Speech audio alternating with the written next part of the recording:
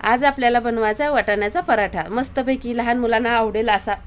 तर इथं मी वाटाण्याच्या शेंगा सोलून घेतल्या त्या ह्यातले बी, तर ही बारीक करण्यासाठी घेणार आहे. तर आता एक 4 हिरव्या मिरच्या घेतल्या. तुमची लहान मुलं किंवा मोठ्यांना जास्त तिखट आवडत असेल तर जास्त टाका. थोडासा लसूण घेतलाय आणि मिरच्या. आता ह्याला तर बघा अशा प्रकारे मी वाटण करून घेतलेलं आहे. आपण आता ह्याला फोडणी देऊया. फोडणीसाठी थोडंसं तेल टाकलेलं आहे, थोडीशी जिरी मोहरी टाकून घेतले. जिरी मोहरी छान अशी तडतडले, अर्धा चमचा हळद टाकून घेतले आणि हळदीवर हे सगळं वाटण टाकून घेते मी. इथं मी मॅश केलेला एक बटाटा घेतलाय शिजवून बारीक करून. थोडंसं टाकते चवीनुसार मीठ आणि कोथिंबीर.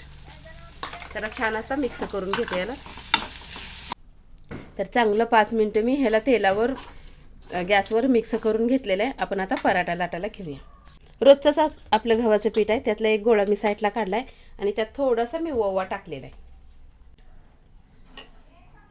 तर थोडंसं पीठ लावून मी घेतलंय पराठा लाटण्यासाठी.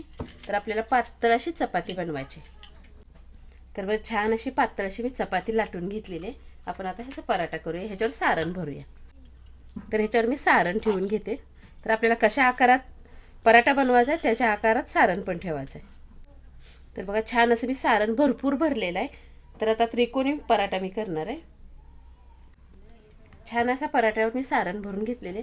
तर आपण आता ह्याला भाजून घेऊया. तर आता ह्या पराठ्याला मी छान असं दोन्ही साईडनं तेल लावून घेते. तुम्हाला तर तेलाचं प्रमाण कमी लावायचं असेल तेल तर थोडंसं लावून घ्या.